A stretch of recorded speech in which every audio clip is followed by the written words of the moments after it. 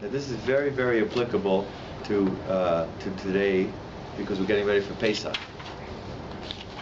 So we have to really learn this up good. We have to learn how to make the strings. Making the strings. Pesach?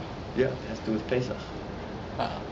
Because this is no bread in our strings. No, because this is how you have to make the strings. Look at the first words of the Shulchan Aruch. Hachutin, the strings, tzarech sheyihiyu tivuyin l'shman. Tavoy means spun. The strings, right? Taviyah is spinning. So how do they make the strings? So they take wool, and they have to comb out the wool very well, until they get out all the junk that's in the wool. And after they get out that, now they have pieces of wool. But the next thing is they have to comb it out. Make it, and it comes into like cotton. The next thing is they have to spin it. How do you think they make strings? They just spin it and spin it. They have machines that will help them spin it till it becomes a string. If you look at your string closely, right, your string is really not just a string. How many? What is a string made up of? Many little strings. Many little strings, right? How many? If you take a look, if you never, you should never know this, but if your string ever unravels, yeah, right, then you see it's not really one string. It's made up of most of us have 8 strings in one. So when you make the strings, it should be made lishma. It should be made with the right intent. It means you have to make it for the mitzvah of tzitzis. And this has to do with matzah, because when you make matzah, you also have to make matzah with the intent that you're doing the mitzvah of making matzah. And the bedika maybe also? To check it? No, if you're cleaning your house. That's a different mitzvah. That's a mitzvah from the Rabbanon. The Rabbanon said you should make sure that you don't find any chametz in your house on Pesach. You might find a great, delicious piece of cake, and you might just come to eat it. Get rid of it in your mind. Right. That's why you can't just get rid of it in your mind. And on the other hand, you also can't just try it. You should do a bedika, but let's say you don't find something, therefore you also have to get rid of it in your mind. You need both. But the big question, and this is a striking resemblance between the mitzvah of making tzitzis and making matzahs, is they both have to be done lishma. Matzahs, you have to make it for the mitzvah of matzah. You should make sure that it doesn't have any chametz in it. Which it says, "Ushmartem es hamatzos."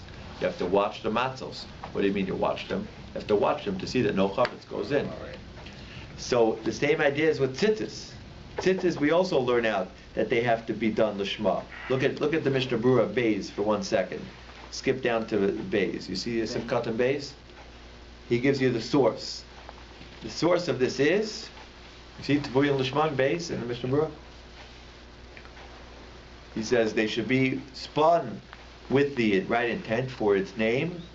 V'hu devar Torah. This is a mitzvah from the Torah. Dichsiv gedilim taseh lach.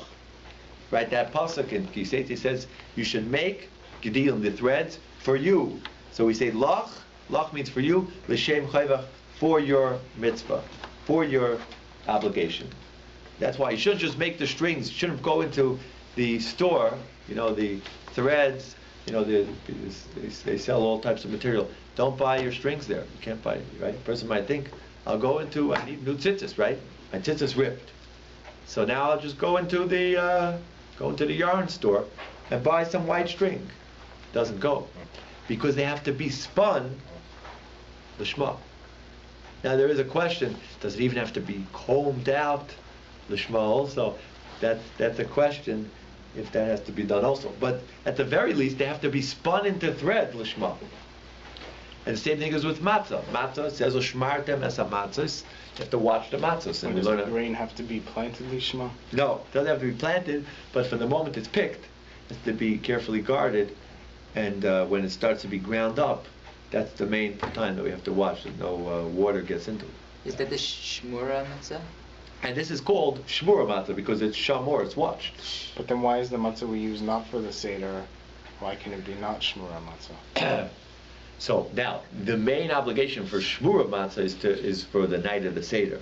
For the night of the Seder, when you're getting your mitzvah, that's the main mitzvah that you have an obligation. You have to make sure to eat that kizayas. Oh, because then the other stuff maybe not being matzah, but it's not chometz either. Right. So it's okay. You're not getting the mitzvah of matzah, but you're getting the mitzvah of not eating chometz. Right, right. Okay. The main thing of Shmura matzah is to make sure it's washed, that there's no chametz. You have to watch it carefully. That's for what you're going to eat by the Seder, right before Shulchan Aruch, right after, right when you start Shulchan Aruch. So you eat matzah and you make a bracha, that has to be Shmura matzah. The rest of the time, it doesn't have to be Shmura matzah, just have to make sure it's not chametz. So now the question came up, and this question is the question that was it's been through generations. If you could use a machine and make shmura matzah and tzitzis lishma through machines. You push the button with intent.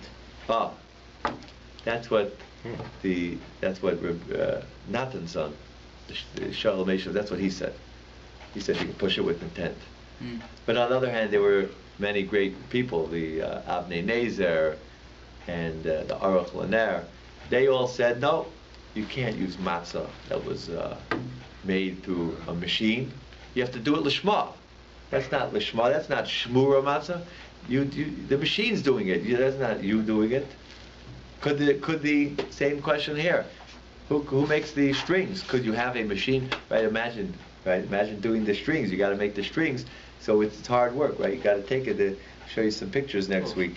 You take it. You have to spin it with your hands.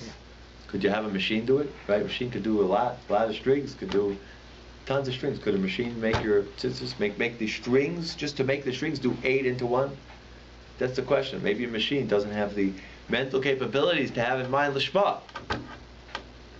Nah, there's no way. There's no way we go by that. You go by machine. Why?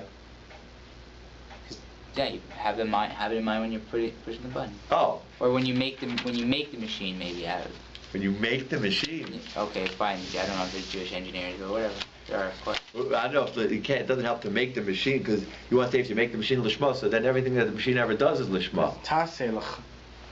You have to. Well, interesting. So the question is, when you press the button, is that enough to have that? Now anything the machine does is lishma, because all that a human being needs to do is done. It's just the work. It's just the pressing of the button.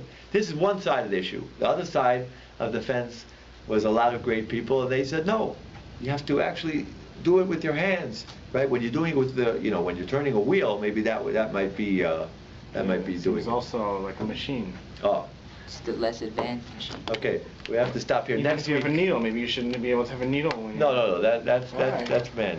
That's you're doing it. But once you get into an automatic machine, you just press the button. So is the machine lishma? The machine's having kavana, lishma, l'shem matzah mitzvah, l'shem shmira. This is the big question.